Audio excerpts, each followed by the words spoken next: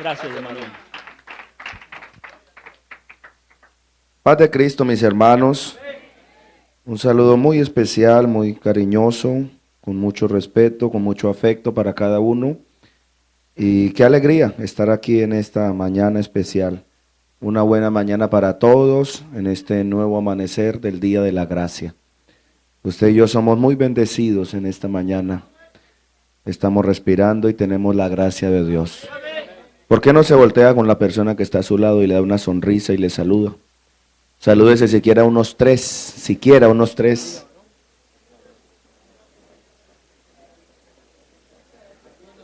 Aleluya. Aleluya al Señor. Él es bueno y para siempre es su misericordia, su bondad para con todas las generaciones. Aleluya al Señor Jesús. Él es bueno y va a seguir siendo bueno con nosotros. Aleluya al Señor Jesús. Vamos a tener una meditación de la palabra del Señor. Ubíquense allí por favor en Josué.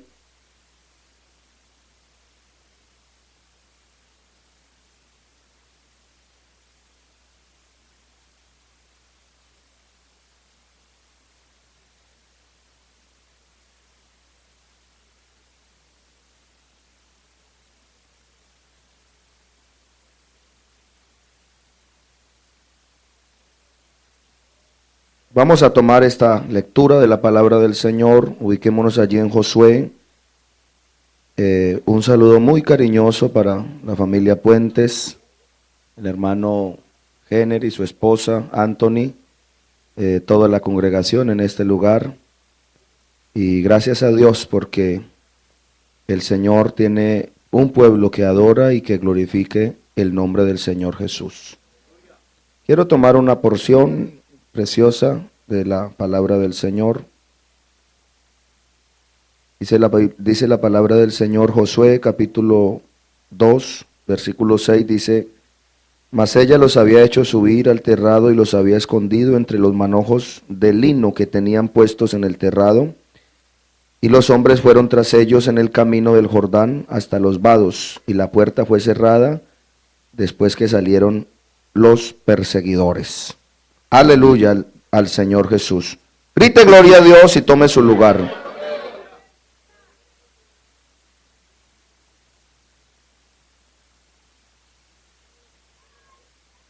Yo quiero, con la ayuda del Señor,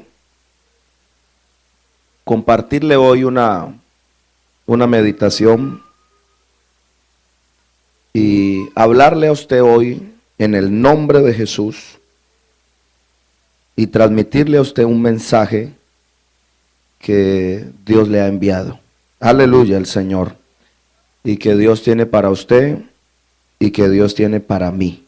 Aleluya al Señor. Y que el Señor, porque es bueno y porque para siempre es su misericordia, entonces tiene un mensaje para nosotros. Y ese mensaje es muy importante que usted y yo lo escuchemos y lo podamos atesorar. ¿Sí? Que lo podamos atesorar. Hoy hay un tema planteado y es la familia en el altar. ¿Sí? Altar familiar, el hogar que Dios quiere para padres e hijos. ¿Sí? El hogar que Dios quiere para padres e hijos. Pero cuando hablamos de altar, muchos de nosotros solamente pensamos en el devocional que vamos a hacer antes de acostarnos en nuestra casa. Pero resulta de que el altar familiar va mucho más allá. El altar familiar es una vida de servicio a Dios y de dedicación a Él las 24 horas del día. Aleluya al Señor.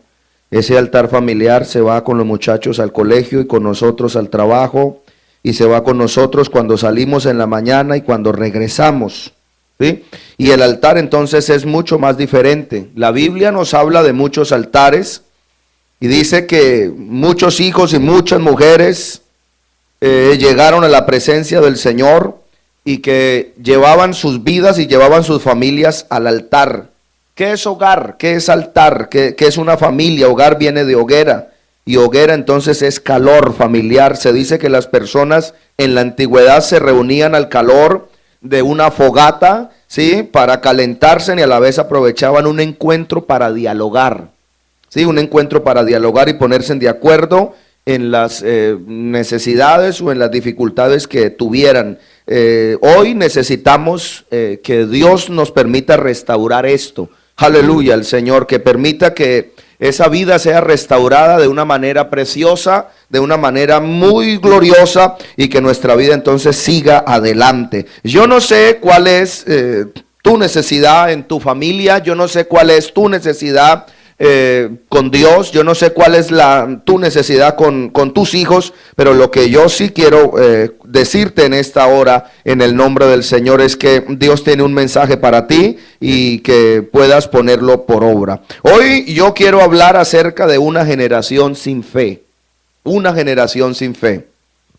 La palabra del Señor nos narra en Josué y también en Jueces, que Josué fue a reconocer la tierra junto con los 12 espías. Él estaba inmerso allí en este espionaje que hicieron hacia la tierra prometida, y una mujer les abrió las puertas y fue de mucha bendición para esa gente. Llegaron los espías y vinieron desanimando al pueblo de Israel, pero Josué y Caleb, ellos se pararon firmes y hablaron al pueblo y les animaron y les dijeron: mire, es verdad que hay gigantes y es verdad que hay muros fortificados y que nosotros ante ellos parecemos langostas, pero no se olvide que nosotros tenemos la presencia de Dios y que el Señor nos va a ayudar, y que aunque gigantes se encuentren allí, nosotros vamos a poseer esa tierra que Él nos prometió. Aleluya al Señor. Y vemos cómo entonces de una manera muy sutil el enemigo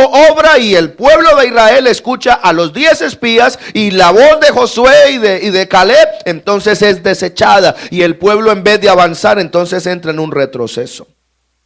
Pero en medio de todo eso, de todo ese liderazgo que había en Israel, entonces el Señor postula a Josué, y Josué sabe permanecer firme, y Josué sabe estar allí en el momento que Dios le necesitaba. Pero me imagino que tuvo una familia, tuvo unos padres que lo supieron guiar y que lo supieron llevar en ese altar. Aleluya. Por eso cuando Moisés entonces pasa a estar con el Señor, Josué lo que hace es que toma el liderazgo, toma la bandera. Yo les decía el jueves, esto es de relevos.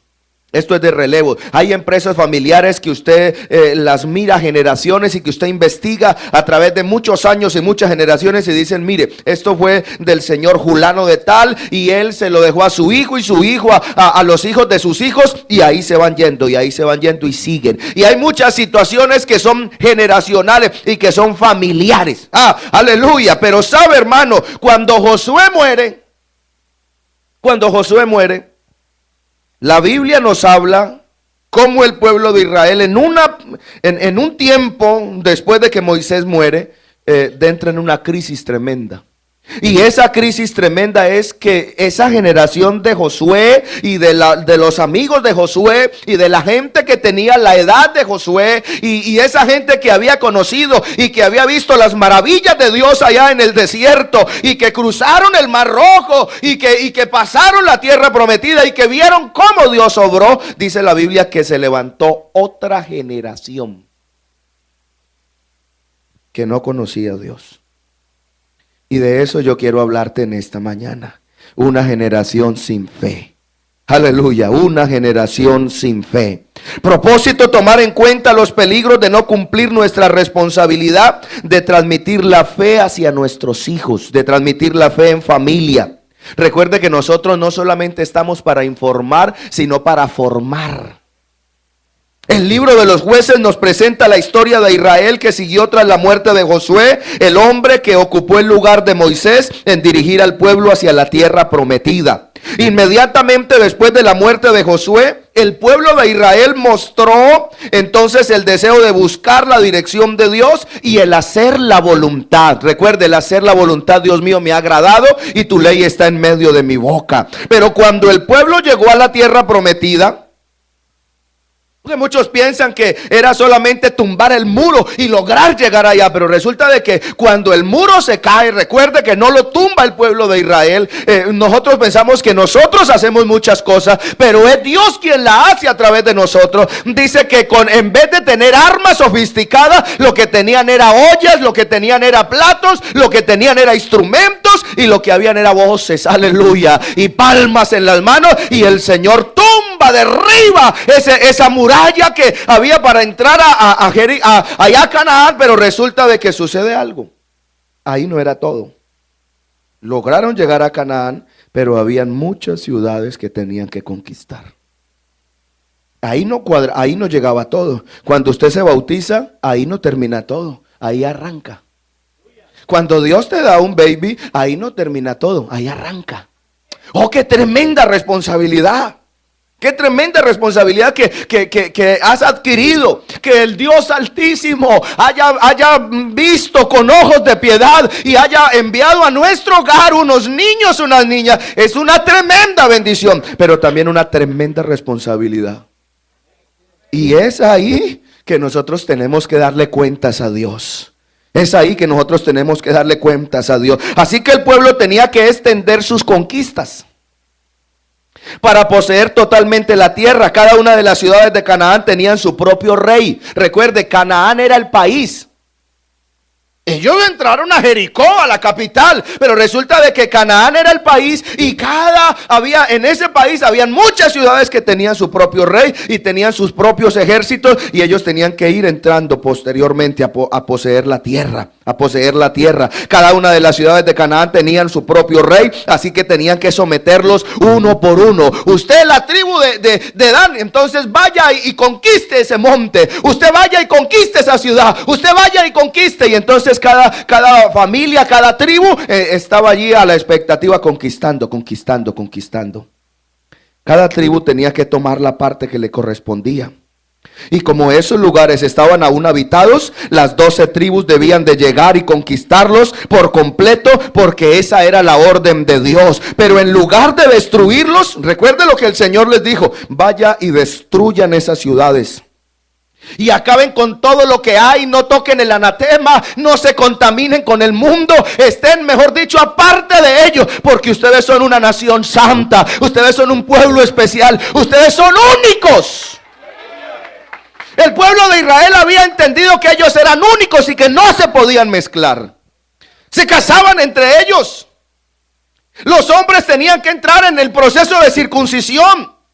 Las mujeres eran apartadas para Dios y era un pueblo diferente, era un pueblo exclusivo. Nosotros vemos en las principales ciudades del mundo que hay lugares y tiendas exclusivas, donde no todo el mundo puede entrar porque es muy costoso. Es un tipo de producto especial. El pueblo de Dios, el pueblo siempre ha sido un pueblo exclusivo. Se han vestido diferente, han hablado diferente, han caminado diferente.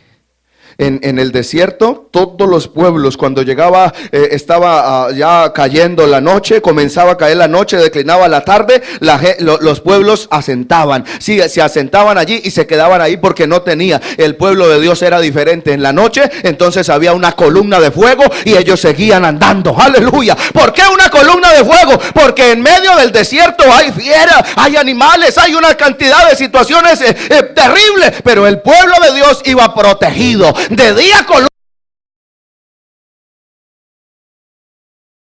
era diferente. Aleluya al Señor. Cuando el pueblo de Dios necesitaba, ahí estaba la mano de Dios para ayudarle. Aleluya al Señor. ¿Qué dice el libro de los Salmos 136? Dice: porque para siempre es su misericordia y su misericordia es para siempre. Aleluya. Y eso nunca se nos puede olvidar. Como Dios movió su mano y como Dios se transportó al pueblo de Israel a través del desierto. Reyes poderosos se opusieron y ese pueblo indefenso, ese pueblo sencillo que era el pueblo de Israel, iba pasando, y por donde quiera que iba pasando extendían cartas de paz. Oh rey, estamos aquí para pasar por tu territorio. Si nos permites tomar agua, si nos permites acampar acá, siempre pacíficamente. Y esos reyes salían tremendos en contra del pueblo. ¿Y qué dice la Biblia? A Sehón, rey amorreo, el Señor lo expulsó. A Og, rey de Basán, quitó reyes, quitó reino. Dios tiene que quitar lo que tiene que quitar, y lo hará para ti. Aleluya. Lo que Dios tenga que hacer, Él lo va a hacer. Lo que Dios tenga que quitar, Él lo hará. Aleluya. Y le dijo Dios al pueblo, ok. La Biblia dice esto, aleluya. La Biblia dice esto, que llegaron a un lugar y las aguas eran amargas. Amargas, como la hiel. Y que el pueblo se arrodilló y fue a beber las aguas. Y estaban tan amargas. Eso es prototipo de nuestras situaciones en medio de la vida. Prototipo de nuestros problemas y de nuestras luchas y de nuestras dificultades. Y el Señor habla a Moisés y le dice: siervo mío, ve y corta unos árboles y échalos, y el agua se endulzará. Está la mano de Dios siempre en medio de nosotros, endulzando nuestros momentos difíciles. En medio de la enfermedad, en medio de la prueba, en medio de la dificultad, está la mano de Dios. En otras palabras, Dios se encargó de mostrarle al pueblo de Israel, como se ha encargado de mostrarle a nosotros, aleluya, su misericordia y su amor. ¿Qué les dijo el Señor? Necesitan. Y en otra ocasión le dijo: no hay agua, Señor. Y le dijo a Moisés: toma un cayado, toma tu vara y golpea y toca la roca. No le dijo golpéala, le dijo toca la roca. Toca la roca.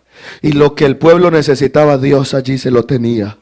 Mandó maná, abrió los cielos y mandó un maná especial. Hizo que el mar rojo se detuviera y ellos pudieran pasar en seco. Hoy los grandes canales de televisión que informan, sí que están haciendo una información, pero que no la están dando veraz y sincera. Están diciendo que el efecto ya le tienen un nombre y dicen: bueno, lo del mar rojo, eso fue un efecto. El efecto de marea baja, el efecto de marea alta. Y ya tratan de dar científicamente una explicación a lo que sucedió allá, pero nosotros sabemos, y la palabra de Dios dice que no fue ningún efecto de marea baja o marea alta. Lo que fue el gran poder de Dios, que abrió los cielos y de una manera especial descendió gloriosamente. ¡Aleluya! ¡Aleluya! Todo lo que el pueblo necesitó, Él se los tuvo a mano, a flor de piel. Andaron 40 años en el desierto y sus vestidos nunca se envejecieron y sus zapatos nunca se acabaron. Aleluya. ¿Cómo hizo Dios para alimentar a un pueblo, a una nación tan grande como era el pueblo de Israel? Porque Dios es bueno y para siempre su misericordia. Aleluya. Extendió y les mostró su mano. Por eso un escritor en alguna ocasión, el salmista Asaf, en el Salmo 77 comienza a decir: encerrarás tus misericordias para siempre. Te habrás olvidado de tener misericordia para con nosotros. Y él mismo se responde más adelantico y dice: no. Enfermedad mía es esta. Sí, dice, en otras palabras dice: no, nunca. Yo lo que estoy es enfermo. Enfermedad mía es esta, porque voy a traer a memoria todo lo que Dios ha hecho con nosotros. Y comienza a decir todo lo que Dios había hecho para con ellos. Dice: secó el mar rojo. Aleluya, el Señor hizo brotar agua de la peña, trajo codornices del desierto y hizo cantidad de cosas extraordinarias. ¿Qué más quiere ¿Qué más quiere? ¿Y a usted se le acuerda eso a nuestra situación? A mí sí. ¿Usted se acuerda todo lo que Dios ha hecho atrás a su familia? Todo lo que Dios ha hecho con nosotros. Ustedes se acuerdan, los hermanos que iniciaron esta iglesia hace muchos años, cómo iniciaron y cómo Dios ha sido bueno estos años con ustedes. Y qué iglesia tan bonita y qué iglesia tan linda que van a tener, porque esto no para aquí, esto va, aleluya. Esta es una iglesia en avivamiento, esta es una iglesia en crecimiento, y lo que Dios trae para esta iglesia es algo especial y algo maravilloso, que cosas que ojo no vio, ni oído yo, ni ha subido el corazón de hombre, son las que Dios tiene preparadas para nosotros.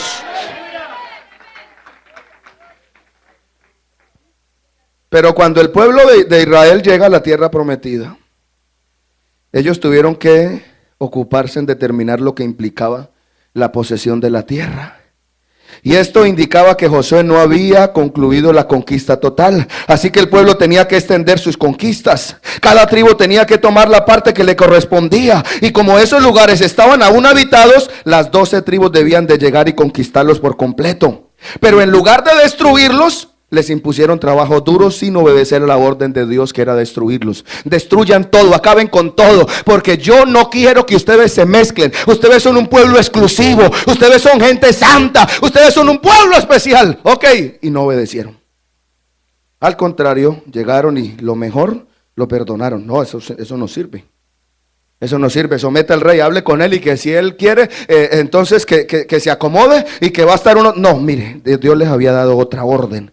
Entonces fueron dejando anatema, fueron dejando cosas, fueron dejando personas que más adelante les impidieron y que más adelante fueron su propia destrucción. La Biblia dice: no améis al mundo ni las cosas que están en el mundo. Si alguno ama al mundo, el amor del Padre no está en él. Y en el capítulo 2 vemos entonces, en respuesta a esta falta de jueces, que el Señor les advirtió y que les advierte de este hecho que les traería sufrimiento. Así que mientras el pueblo recordaba aún a Josué y a sus enseñanzas, recuerde que yo le dije que luego pasaron muchos años y Josué murió. Josué murió.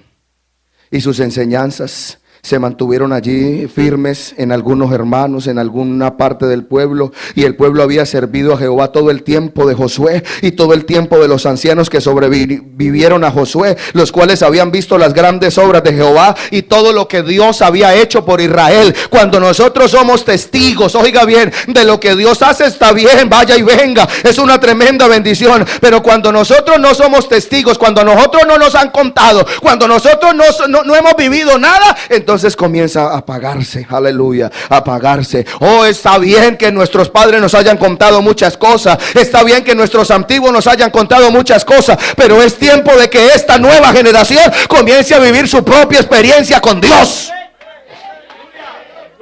Mi papá fue pastor por 25 años. Ahora mismo somos pastores en Cali por la gracia de Dios. La semana, hace 15 días antes de viajar a los Estados Unidos, la iglesia nos celebró 20 años de ministerio. Muchos nos ven jóvenes, pero salimos mucho más jóvenes a trabajar para Dios. 20 años de ministerio. Pero yo, antes de salir al ministerio, yo fui levantado en un hogar cristiano, en un hogar ministerial. Desde pequeñito, en vez de correr por allá, yo corría acá. Y mientras mi padre oraba, yo jugaba con un carrito y a veces me arrodillaba allí un ratico y salía. Pero siempre tuve que estar mirando y sintiendo la gloria de Dios, y mirando y escuchando. Y yo escuchaba que mi padre daba un testimonio y daba una experiencia y les contaba a los hermanos: sucedió esto, Dios me habló, Dios me dijo. Y llegó un momento cuando yo tenía como unos 13 años y yo un día pasé al altar y le dije al Señor: Señor, yo no tengo nada que ofrecerte, no soy muy talentoso, Señor, yo no tengo mucho que darte. Había una coca de la ofrenda allí, yo miré que no hubiera nadie porque me daba pena. Yo cogí ese recipiente y yo me metí en él y le dije: Señor, si de algo te sirve mi vida, pues yo no tengo nada, pero mi vida sí está para ti y mi vida te la ofrezco a ti. Y aquí estoy, Señor, porque estoy cansado de contar las historias de mi padre y de mi abuelo y de mi tío y de mis antepasados. Yo quiero escribir mi propia historia y yo soy una nueva generación, y en esta nueva generación yo quiero ver tu gloria. Aleluya, aleluya. Pero resulta de que hay generaciones que no han sido testigos y no han sido impactados por el poder de Dios. Tu responsabilidad y la mía es que nuestros hijos sean impactados por el poder de Dios. Es que tu esposa sea impactada por el poder de Dios. Tú puedes venir a un culto, a una semana, a un campamento, a una convención, y tú fuiste y vienes y cuentas maravillas y tus hijos te escuchan solamente. Pero no necesitamos que les cuentes. Que les cuentes está bien, necesitamos que hagas las dos partes, que les cuentes, pero que también los lleves. Trae tu familia al altar, trae tu familia a la iglesia.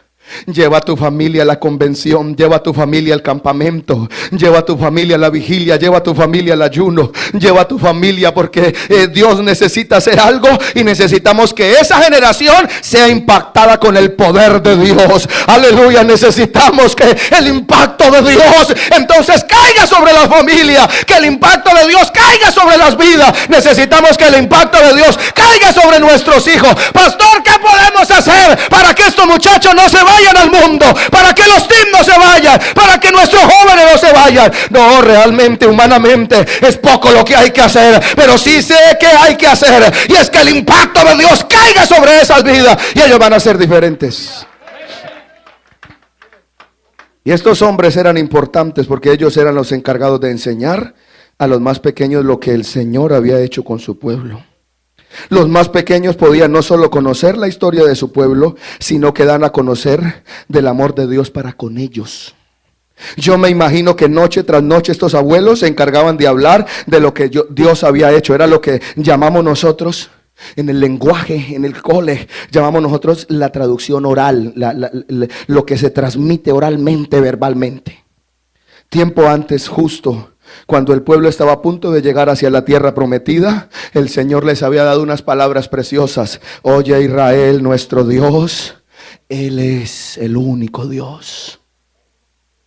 Jehová uno es. Y estas palabras, ¿qué les dijo el Señor? Y estas palabras que yo te mando hoy estarán delante de ti, las repetirás a tus hijos y a los hijos de tus hijos, y las llevarás por el camino, y al acostarte y a levantarte, y serán como frontal delante de ti. Aleluya. ¿Sabe qué hacían los antiguos? En la puerta de las casas, entonces ellos mismos construían sus casas, y en el marco de la puerta ellos hacían como una cajita incrustada allí, y a esa cajita le llamaban la mesusa.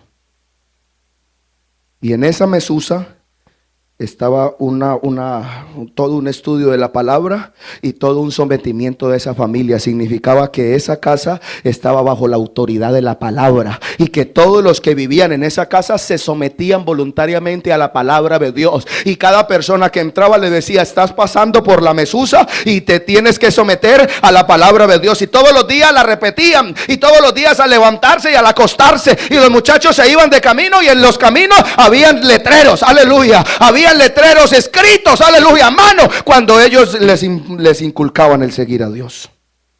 Dios había declarado que los responsables de transmitir conocimiento y fe en el Señor serían los padres, y hasta el día de hoy sigue siendo así. Pero ahora el pueblo había encontrado en aquella tierra cosas diferentes, y aún más tenían grandes ocupaciones para poseer la tierra como su heredad. Aleluya al Señor. Fue así que el pueblo falló en no obedecer la orden de enseñar a sus hijos toda la experiencia que habían aprendido de Dios. Así que al habitar aquella región, Canaán, Jericó, se fueron adoptando poco a poco a los ideales de esa sociedad. De todo era tan novedoso, aleluya. Y entonces las luces los deslumbraron. Los deslumbraron.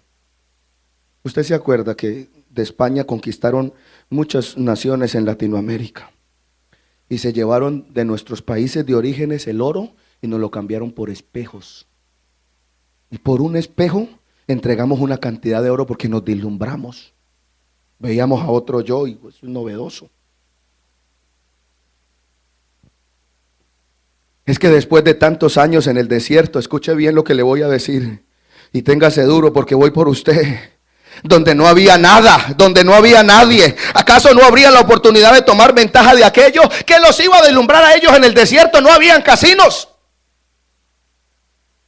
no había lugares de prostitución, no había pornografía, no había nada en el desierto.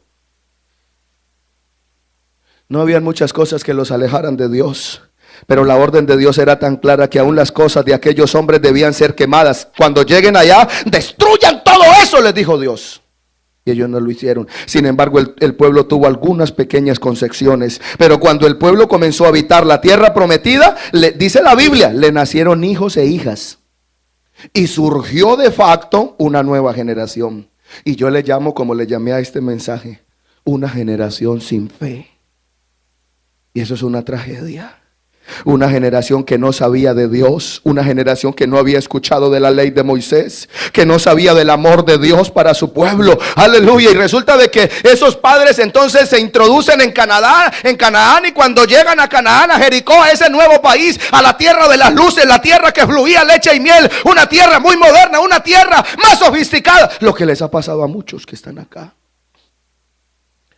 Les voy a tocar las vacas sagradas a muchos, pero lo voy a hacer en el nombre de Jesús. Aleluya al Señor. Por eso le dije: téngase duro que voy por usted. Agárrese de esa silla, varón, sierva de Dios. ¿Sabe por qué? Porque a muchos de los que llegan aquí a este país, es un país muy moderno, es un país muy prestigioso, es un país muy especial, es un país muy bendecido, donde la gente llega buscando tierra, una tierra de oportunidades, donde la gente llega buscando una mejor economía. Aleluya al Señor. Y comienzan como el pueblo de Israel, llegan a la tierra de Canaán, y entonces comienzan a ver una cantidad de cosas, se descrestan, entonces se iluminan, y como que están, en otras palabras, encandilillados. Aleluya al Señor, están encandilillados. Pero ¿sabe qué sucede? En muchos pueblos donde ustedes vivían, donde la gente de aquí vivía, las personas de aquí vivían, en muchos países, pues de pronto no había muchas cosas llamativas, no tenían tanta oportunidad como la que se les ha abierto aquí. Y en medio de toda esta conquista, por conquistar la ciudadanía, por conquistar una economía, por conquistar un carro, una casa, por conquistar tantas situaciones, nos hemos ido olvidando de que tenemos una familia. Aleluya. Muchos padres en Latinoamérica y en algunos países subdesarrollados venden todo lo que puedan y mandan a su hijo: váyase a América, váyase a Europa, y lo mandan solito, la mandan solita. Y ese niño llega aquí, ese jovencito llega aquí, oh gloria a Dios, oh aleluya, y llega aquí como encandelillado y no sabe para dónde agarrar, para qué dirección tomar. Pero sabe, mi hermano, es ahí cuando nosotros tenemos que inculcarle la palabra de Dios a ellos. El cielo y la tierra pasarán, pero mis palabras no pasarán. Instruye al niño en su camino, y aun cuando fuere viejo no se apartará de él. Usted y yo tenemos una responsabilidad. Y mucha gente, por estar tratando de conquistar América, el sueño americano, mucha gente por estar conquistando Europa y estar conquistando sus sueños. Es que yo tengo sueños. Pero no te olvides que no eres solo. Los que hablo con los papás, con los padres, con la madre, no te olvides que no eres solo, no eres sola. Tú tienes allí una familia. Y ella está absorbiendo, aleluya, al Señor.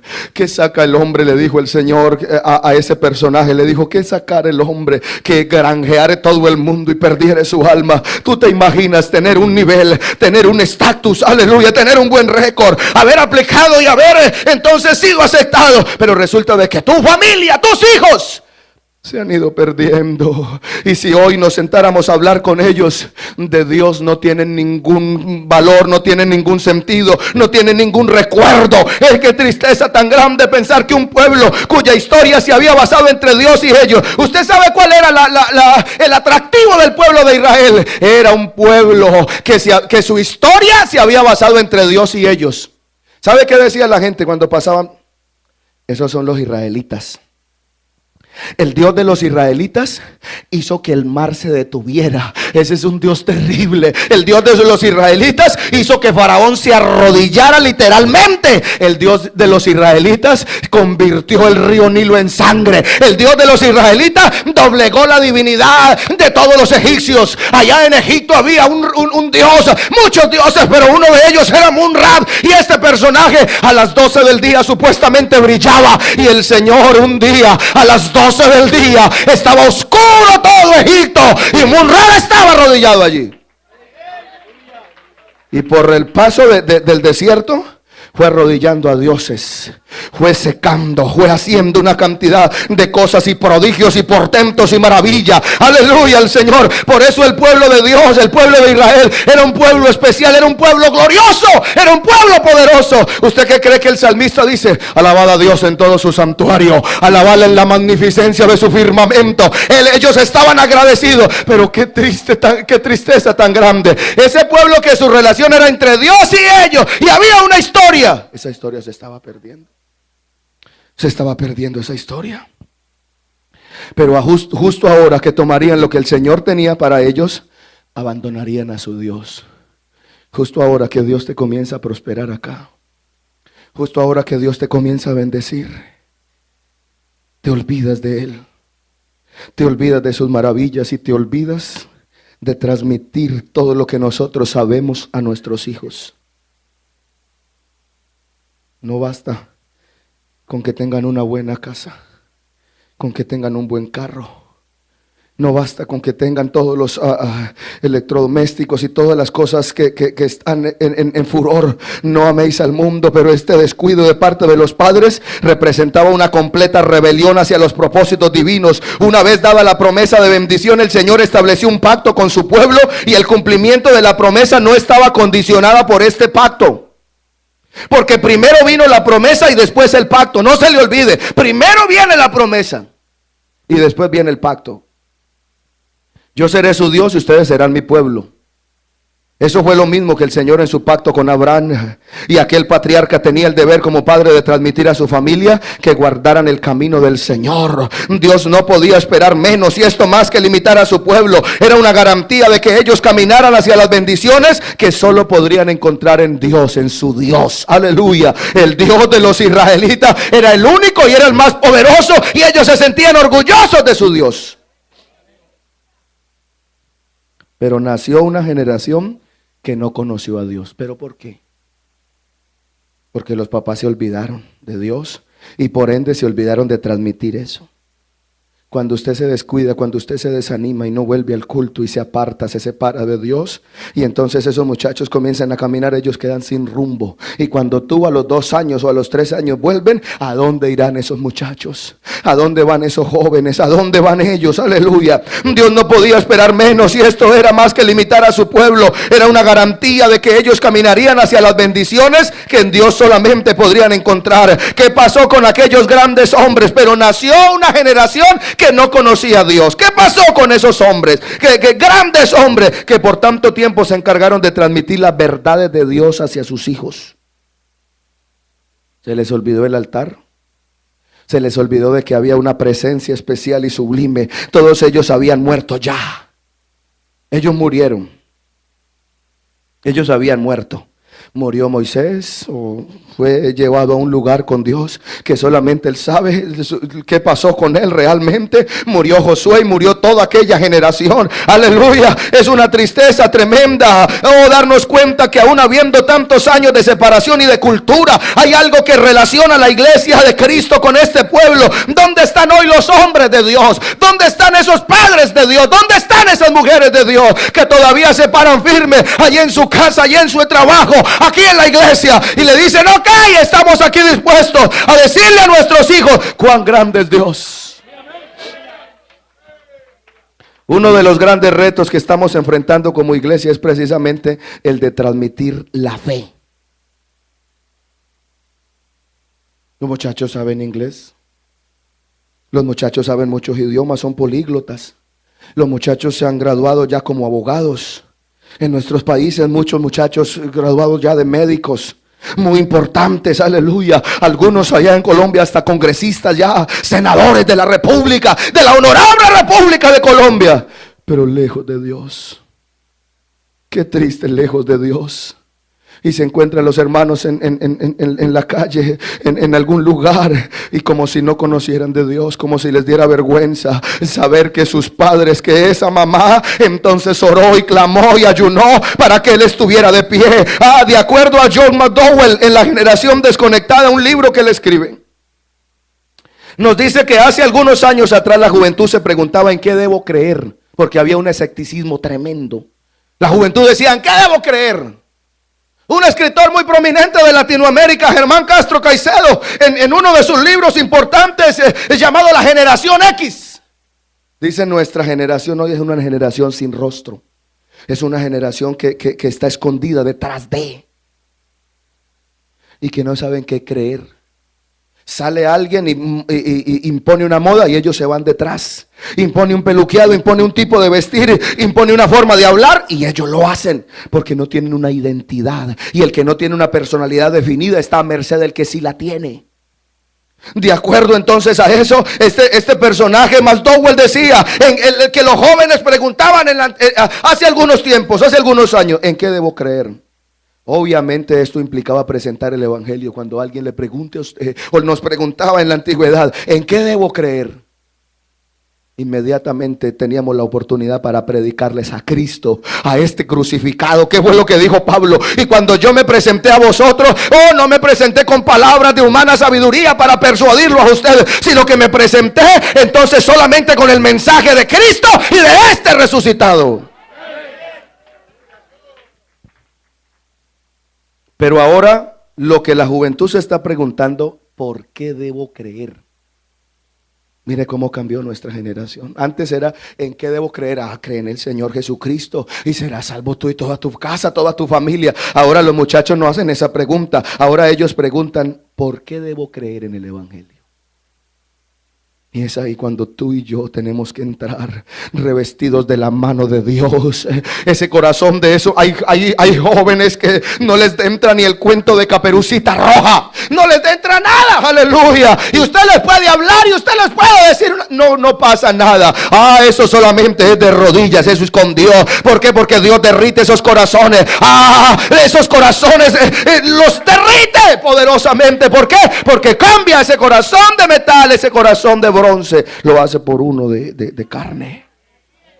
Este conflicto sigue repitiéndose en muchos hogares cristianos, incluso en algunos pastorales, aleluya. Si analizamos un poco la escritura, podemos encontrar que no solo esta generación nueva no se había apartado de Dios, sino que como consecuencia dio entrada a una serie de consecuencias que enfrentaron durante mucho tiempo. Primero el pueblo comenzó a fallar en su adoración a Dios, apartándose de Él. Cuando fallamos en la adoración, cuando llegues a la casa de Dios, adora con el alma. Y preocúpate que tus hijos estén ahí contigo.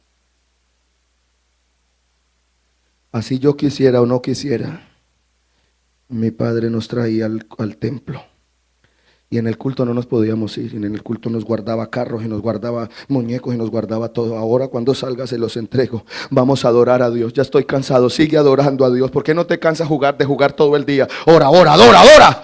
Eso me decía todos los días, Y yo nací, y yo fui creciendo, y mi hermano también, y hoy somos pastores por la gracia de Dios. Y esa dureza que mucho tiempo de pronto, esa aparente dureza, yo la agradezco hoy, porque hubo un hombre, hubo una madre que lloró, una madre que se arrodilló y le dijo, Señor, te obedezco a este muchacho.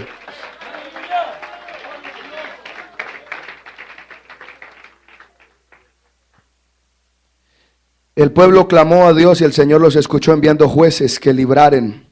Pero esto, recuerde, entraron allá y entonces primero hubo jueces, no había rey, acuérdese. Y el pueblo pidió jueces y el Señor les envió jueces que les escuchara, y enviando jueces que les libraran. Pero esto sucedió vez tras vez, hasta el punto que la Biblia nos dice que en estos días no había ley y que cada uno hacía lo que mejor le pareciera. Jueces 14:15. Curiosamente vemos que los enemigos de Israel fueron usados por Dios para probar la fidelidad de su pueblo. Reconozco, hermano, y yo sé que usted también lo reconoce en esta mañana, que como padres, que uno de los problemas que tenemos en esta transmisión de fe es que pensamos que significa solamente dar una información acerca de Dios. Ok, te voy a enseñar, mira, esto es soteriología, es el plan de salvación. Esto es neumatología, científicamente el estudio del Espíritu Santo. No es solamente una información.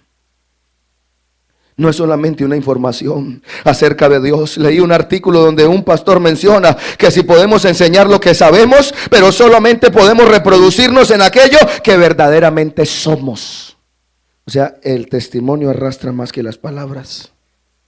Un ejemplo de lo que vino como consecuencia al pueblo fue que Gedeón, quien libraría al pueblo de sus manos de Madián, este hombre fue quinto de los jueces. Si usted mira el número de los jueces, Gedeón fue el quinto en los jueces del pueblo de Israel. Claro, era que el pueblo era muy débil espiritualmente, pero esto no es una excusa. Recordemos que a Gedeón, porque fue el hombre que le pidió la prueba a Dios, que le hablara por medio del vellón de lana, y Dios llama a Gedeón. Estoy hablando de una generación que no conocía a Dios. Y Dios llama a Gedeón y le dice: hombre esforzado y valiente. Que yo no soy ningún esforzado y valiente. Yo no soy importante. Yo no he salido. Yo no he viajado. Tú, le dijo el ángel, eres el hombre escogido porque vas a liberar a Israel de los enemigos. ¿Y sabe qué le dice Gedeón? Le dice: listo, si ese Dios que usted me habla a mí y quiere que yo haga algo, voy a ponerlo a prueba. ¿Dónde ha visto eso?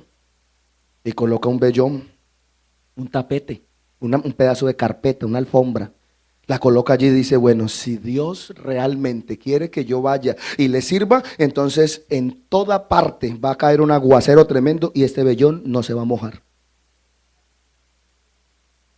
Y el Señor le dijo: ¿necesitas eso? Pues nada, listo, ok. Y el vellón estaba empapadito, mojado, y todo estaba seco. Y le dijo: ahorita al contrario, necesito que todo esté seco y el vellón mojado. Necesito que todo esté mojado y el vellón seco. Como quiera, le dijo el Señor. Y todo lo que pidió Gedeón se lo cumplió. Necesitan más, necesitan más. ¿Esto qué es? Esto es muestra, esto es prueba. Esto nunca le pasó a Josué, nunca le pasó a Moisés, nunca le pasó a Caleb, nunca le pasó a estos hombres. Pero mire, Gedeón era de una nueva generación y necesitaba pruebas. ¿Por qué debo creer? Y allí el Señor le dijo: ¿quiere creer? Crea, crea, aleluya, crea, crea. Sin embargo, la Biblia menciona a Gedeón como un hombre de fe, y esto se debió a que su padre siguió la fe en Dios y direccionó a su hijo. Pero era otra generación, era otra generación. Vemos cómo Dios otorga la victoria sobre los madianitas por medio de Gedeón, pero es contradictorio ver cómo este hombre que había libertado al pueblo de Israel y que había rechazado ser llamado rey porque el pueblo le dijo: nosotros. Y él dijo: yo no quiero ser rey sobre ustedes. Sin embargo, este hombre que Dios le dio grandes victorias, que Dios le dio grandes maravillas. ¿Usted sabe qué logró Gedeón? Yo le voy a decir qué logró Gedeón. A pesar de todo lo que podamos decir, este hombre se puso en las manos de Dios y fue un hombre de fe. Pero sabe, miren lo que le digo, estoy hablándole de otra generación en el pueblo de Israel. Gedeón se fue a pelear contra los madianitas. Y dice la Biblia que ellos eran muchísimos y muy fieros, muy aguerridos, muy beligerantes. Y que cuando iba con un grupo grande, el Señor le dijo: son muchos, devuelva la mitad. Y luego por allá le dijo: son muchos, devuelva la mitad. Y por allá le dijo: devuelva otro poco, y se quedó solamente con 100. Y allá iban a pelear como contra 20,000. Señor, pero esto es una pelea muy... Y le dijo: no importa, es que yo quiero que toda la gloria tú me la des a mí. Porque si tú vas con todo este ejército, usted es un guerrero y un tremendo guerrero, pero usted va a venir aquí y va a sacar pecho y va a decir que fue usted con sus fuerzas que lo logró. Pero yo quiero que toda la gloria y toda la honra sean mías. Escuche lo que hizo Gedeón. Nosotros debemos aprender a hablar el lenguaje del cielo. Nuestro lenguaje está afectado y oímos de crisis, oímos de recesión económica, oímos de deportación, oímos de problemas, oímos de masacres, oímos de una cantidad de situaciones que están flagelando, oímos de invasiones, se oye a puertas de una tercera guerra mundial y se oyen muchas situaciones. Pero usted aprende a hablar el lenguaje del cielo. El lenguaje de la tierra habla de muerte, el lenguaje del cielo habla de vida, el lenguaje de la tierra habla de pobreza y de angustia y de incertidumbre. El lenguaje del cielo habla de prosperidad y de riqueza. El lenguaje de la tierra habla de enfermedad. Arriba se habla de sanidad. Aquí se habla de muerte. Él habla de vida. Aleluya al Señor. Y Gedeón aprendió a hablar ese lenguaje y fue un hombre de fe. Y le dijo: listo, Señor, si usted lo dice, así va a ser. Pero yo voy muy inseguro, eso es lo que yo quiero, le dijo Dios, que usted vaya inseguro, para que yo sea el que me glorifique. Y dice la Biblia que subió a pelear contra los madianitas y el Señor le dijo: oiga, devuélvase y deje un poco de armas. Me va a desarmar también en mi ejército, porque Gedeón era contestón y se encaraba y era preguntón y era terrible. Y le dijo el Señor, y problemático, le dijo: quieto, devuelva muchas armas, devuelva la mitad de las armas. Y en vez de que llevamos, vaya y que traigan ollas de la cocina. ¿Cómo? ¿Ollas? Y le dijo: sí, ollas. Traigan ollas, traigan antorchas encendidas. Le dijo: traigan antorchas, traigan cucharas y dígale a otros que traigan instrumentos. Le dijo: yo no sé, me va a poner a hacer comida ya a los madianitas. No, no, no, le dijo Dios: no, solamente cumpla con mi palabra. Oiga bien lo que sucedió allá. Y dice que llegaron al lugar donde estaban los madianitas, o que iban rumbo a donde estaban los madianitas, y que cuando iban subiendo eran como 20,000 madianitas contra 100 personas. ¿Y sabe qué sucedió? El Señor le dijo a Gedeón: primero llegue usted a la cumbre y lléguese allá, y cuando esté allá, entonces va a hacer lo que yo le diga. Dice la palabra del Señor que cuando Gedeón llegó a la cumbre, entonces encendieron esas antorchas y las metieron allí en esas ollas, y comenzaron a sonar las trompetas, aleluya, y comenzaron a sonar los instrumentos, y el pueblo de Madián entonces fue confundido. Esas ollas y esas antorchas comenzaron a hacer un juego de luces, y comenzaron allí a hacer una ilusión óptica, tanto que los madianitas dijeron: hay como 50,000 hombres del pueblo de Israel arriba, huyamos porque Dios está con ellos. Aleluya, huyamos porque Dios está con ellos. Y Dios le dio victoria al pueblo de Israel sobre los madianitas con Gedeón. Por eso cuando vino, la gente le dijo: no, yo quiero que usted sea rey. Y dijo: no, yo no me merezco. Si ustedes supieran todo lo que pasó arriba, eso fue todo de Dios. Si yo les contara a ustedes, ay, ustedes perderían credibilidad en mí, porque es que eso es chistoso, eso es charro, eso es incoherente, que con ollas y que con unas antorchas se venza un ejército de muchos, miles. Y le dijo: sí, esa es la obra de Dios. Pero le estoy hablando de una generación sin fe, y Gedeón estaba inmerso en esa generación sin fe. Al final de su vida, Gedeón hizo un efod con los zarcillos de oro del botín del pueblo, con lo cual todo el pueblo se prostituyó. Dice Jueces 8:27, de entre los 70 hijos que tenía, Gedeón tuvo 70 hijos. Oiga, tremendo reproductor ese Gedeón, tremendo. Usted se imagina cuántas mujeres tenía. Dice la Biblia que tuvo muchas mujeres. De entre los 70 hijos, solo Jotán, un hijo de Gedeón llamado Jotán, sobrevivió. De resto todos se mataron entre ellos, se destruyeron mutuamente.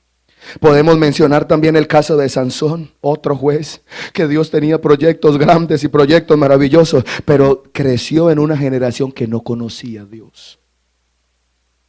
Es eso lo que a mí me molesta, y más que me molesta, me aterra. Aleluya, me aterra que nuestra generación que nuestra generación no conozca, aleluya, no conozca de Dios. Al parecer no había aprendido nada del pasado. Este hombre a quien Dios usaba se casó con una filistea, después tomó a una mujer que era ramera y amó a muchas mujeres, y entre esas a Dalila, que fue su perdición. Ese hombre era de otra generación, y Dios le usó de una manera especial. Mire los cuentos y las epopeyas y las Ilíadas y la mitología griega y la mitología romana y la mitología más importante del mundo se le queda en pañales, en pamper, a lo que realmente era Sansón. Sansón era un hombre levantado por Dios con una fuerza increíble, y el Espíritu de Dios vino sobre él, y tuvo la mejor oportunidad y tuvo la mejor enseñanza, aleluya al Señor. Pero sabe, mi hermano, olvidaron de enseñar las verdades de Dios a sus hijos, y esto trajo influencia mala, ignorancia espiritual, aleluya al Señor. ¿Y qué sucedió con Sansón? Pues todos nosotros vemos cómo libró al pueblo de Israel de los filisteos, y cómo Dios obró poderosamente. Pero ¿qué sucedió? Se dejó engañar, fracasó y cayó, y terminó siendo el hazmerreír de todos los filisteos, el príncipe de Dios, el príncipe del pueblo de Israel, que asolaba, aleluya. Dice la Biblia que con una quijada de un asno mató a 1,000 hombres, que se echaba a las puertas de la ciudad literalmente al hombro, aleluya, que tomaba algunos animales y encendía fuego en todos los cultivos y asoló. Ese hombre asoló literalmente a los filisteos. Ahí viene Sansón: huyamos, corramos. Y Sansón era una bendición para el pueblo. Israel se sentía protegido, pero él no conservó los principios. Aleluya, no conservó los principios. ¿Por qué? Porque fallaron en transmitirle estas verdades bíblicas. Aleluya. ¿Qué fue lo que causó todo este desastre espiritual en esa generación? El descuido de los padres, de estar tan ocupados tratando de poseer la tierra, que se olvidaron de enseñar las verdades de Dios, y esto trajo oscuridad espiritual a la familia. Así que hay un fuerte llamado a nosotros como padres hoy. ¿De qué manera estamos transmitiendo la verdad de Dios a nuestros hijos, a nuestra familia, a nuestras generaciones venideras? ¿Acaso no estaremos también nosotros tan ocupados tratando de poseer las bendiciones que Dios nos ha prometido? Muchos se agarran de la bendición. Agárrate del que bendice, porque la bendición mañana se puede acabar, pero el que bendice siempre está ahí. El mundo pasa y sus deseos, pero el que hace la voluntad de Dios permanece para siempre. ¿Acaso estaremos viviendo de tal forma que nuestros hijos puedan ver reflejada en nuestras vidas la realidad de Dios? Nuestros hijos podrán decir: mi papá, él es un verdadero hombre de Dios, mi mamá es una mujer de Dios. Oh sí, ellos trabajan mucho y les toca duro, pero es gente de Dios, es gente santa. Que en el trabajo puedan decir, que en el cole puedan decir: oh, yo estoy enfermo, tú estás enfermo, vamos a orar, porque yo he visto cómo mi papá ora por los enfermos y Dios obra. Yo he visto cómo mi mamá intercede. Aleluya, aleluya. ¿Es acaso la responsabilidad solamente de traerlos a la iglesia? ¿Es solo responsabilidad del pastor? No, yo se los llevo allá, el pastor verá que les enseña y que ellos aprendan. No, vaya y métalos allá al salón de escuela dominical y ellos verán que yo cumplo con llevarlos allá a la escuela. Siga creyendo. Siga pensando así, verá. Aleluya. Es tu responsabilidad. Yo sé que es mía como pastor, pero también es tu responsabilidad, y tu familia es tu responsabilidad. ¿Qué le dijo? Por estar cuidando las viñas ajenas, no cuidé mi viña propia. Por último, quiero mencionar algunas cosas que necesitamos recordar en nuestra tarea de construir hogares cristianos fortalecidos, y que esos hogares vengan al altar. Hoy se necesita más que nunca que mi familia esté en el altar de Dios, que mi familia esté en el lugar, en la casa de Dios. Aleluya. Oh, yo me alegré con los que me decían: a la casa de Jehová iremos. La palabra de Dios debe tener la prioridad en nuestras vidas. Iglesia del Señor, si hay una prioridad en nuestras vidas, en nuestros corazones, en nosotros, debe ser la palabra de Dios. Por la palabra de Dios fueron hechos los cielos y la tierra. Por la palabra de Dios existimos. Esa debe ser nuestra prioridad. ¿Qué lugar ocupa la meditación de la palabra de Dios en nuestro hogar? Acuérdese, los antiguos tenían la mesusa allí en el dintel de la puerta, y siempre entraban y sacaban esa porción de la palabra y leían y decían: esta casa está bajo la autoridad, esta familia está bajo la autoridad de la palabra. Tu vida tiene que estar bajo la autoridad de la palabra, y mi familia también. ¿Qué lugar ocupa la televisión hoy? ¿Cuántos? Hay una encuesta por allí y dice que los niños ven entre 30 y 40 horas semanales de televisión. Los adolescentes tienen un promedio de 21 horas. Y ahorita ni hablemos del internet. Vemos gente, hoy se están anunciando muchas películas de zombies. Y la gente, porque el dicho de los adolescentes es: un día va a haber una invasión zombie. Ya llegó. Usted sale por la calle en todos los países, no solamente aquí, en todos los países. Y la gente manejando zombies. A uno hasta miedo le da, porque el enemigo quiere meterlo a uno en eso también. Manejando con su equipo allí, con su celular, y están almorzando y se comunican, en la casa se comunican. Ven a la habitación. ¿Cómo te fue hoy en el colegio? Él arriba y el niño abajo. Oh, bien, papi. Feliz Día de la Madre. Porque ven y me lo dices a mí personalmente. No, pues antes de que se me olvide. Y así sucesivamente. Ese tema del internet está matando hogares. Está matando muchos ministerios. en todo el mundo. Está matando hogares, está matando ministerios, está echando a perder niños, adolescentes, jóvenes. El enemigo sabe por dónde se metió y logró, mejor dicho, hizo moñona. Logró y cumplió su prometido. Lo que temíamos, lo que el hombre teme, eso le vendrá, y eso llegó. Como familias debemos de vivir por la gracia de Dios. No puedo ni tengo tiempo, dicen muchos. Un niño averiguó, escúcheme bien, estaba muy preocupado y llegó y increpó a su padre y le preguntó en la tarde que vino de trabajar, le dijo: papi, ¿cuánto te ganas en una hora? No pregunte eso, que a usted no le interesa. Y en la comida volvió, en el comer y volvió y le dijo: papi, ¿cuánto te ganas en una hora? Y ese hermano trató de pegarle a su hijo. Y el niño, llorando al lado, le dijo: papi, dígame, ¿cuánto se gana usted? Y le dijo: ok, me gano 80 pesos la hora. Y se fue rapidito y tenía una alcancía en su cuarto y trajo la alcancía y contó 80. Y le dijo: papi, aquí hay 80. Te pago una hora de tu trabajo, dedícamelo a mí porque necesito hablar contigo y tengo tantas cosas que decirte. Y ese hombre cayó llorando y entendió cuán descuidado tenía ese niño. Y esa es la situación de muchos hoy. Esa es la situación de muchos hoy. ¿Dónde estás cuando tus hijos llegan de la escuela? ¿Tú sabes quiénes son los amigos de ellos en Facebook?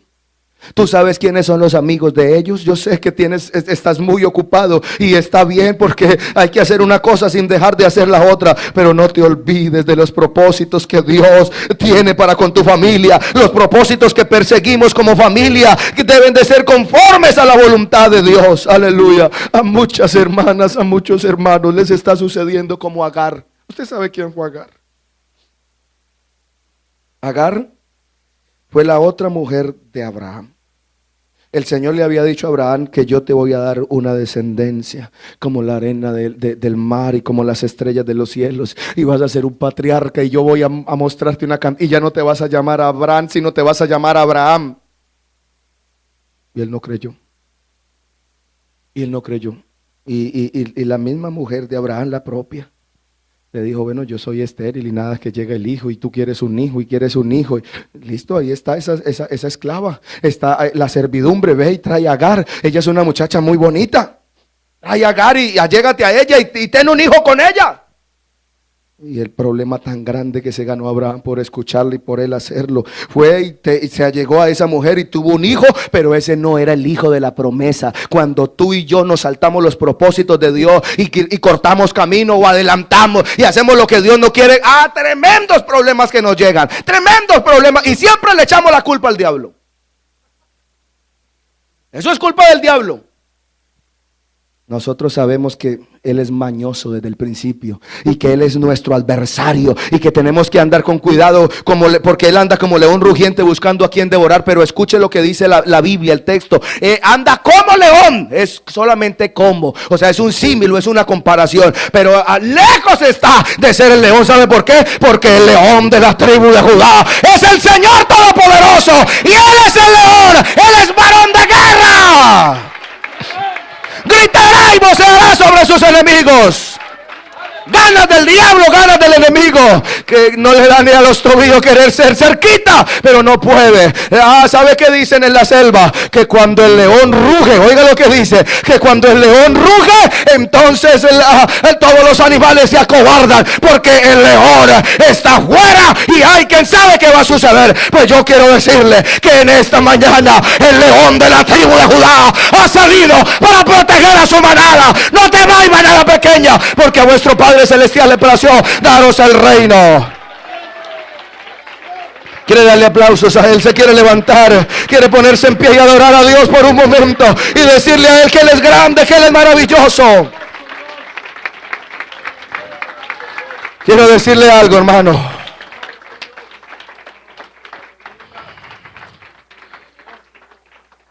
Quiero decirle algo, hermano, que hay muchos enemigos. Hay muchas dificultades, hay muchos enemigos nuestros, pero la Biblia dice que Él está como león rugiente, aleluya, buscando a quien devorar, pero que Él nos va a guardar y Él nos va a proteger. Y aunque hayan gigantes y aunque hayan enemigos, Jehová está con nosotros como poderoso gigante, y los que nos persiguen no prosperarán. ¿Sabe por qué, mi hermano? Usted lo sabe, pero yo se lo voy a decir en el nombre de Jesús. Nuestro Dios es un gigante. Usted no tiene de qué avergonzarse. Usted no tiene nada de qué temer. Todo está calculado, todo está al día. Aleluya. Le voy a hablar un poquitico de nuestro Dios. ¿Quién es Él? Para que tenga una idea. Usted sabe, pero se lo voy a recordar. Él es tan grande, Él es tan gigante, que dice que el cielo es su trono y la tierra el estrado de sus pies. Que cuando Él mira la tierra, ella tiembla. Que Él extiende los cielos como una cortina. Aleluya al Señor. Que en el palmo de la mano mete todos los océanos del mundo. Los mete aquí en el palmo de la mano. Aleluya al Señor. ¿Quién es nuestro Dios? Nuestro Dios realmente es un gigante. Aleluya.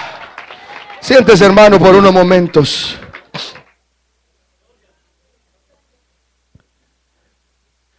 Agar colocó a su hijo, y luego que tuvo el hijo, se llamó Ismael. No era el de la promesa. No era el de la promesa, y lo tuvo. Y se fueron tantos los problemas que tuvo con Agar y con Sara y con Abraham, que dice la Biblia que se puso tan tremendo que la esposa de Abraham, la propia, le dijo: o se va ella o me voy yo. Y le dijo: ok, ya entendí. Viste que no era la bendición de Dios. Y dice que él tomó un asno, puso un odre de agua y puso un pedazo de pan, y montó allí, enalbardó un asno y montó allí a Agar y a su hijo, a Ismael, con el dolor del alma, y los despidió por el desierto de Berseba, que se fueran.